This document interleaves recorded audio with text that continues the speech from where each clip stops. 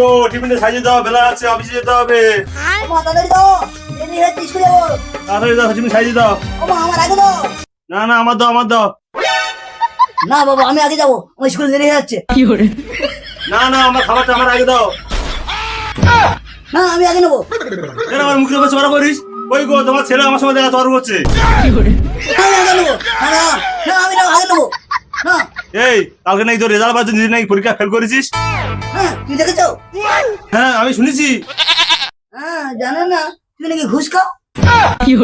হ্যাঁ, তুই দেখেছিস আমি ঘুষ খাই? হ্যাঁ আমি শুনেছি।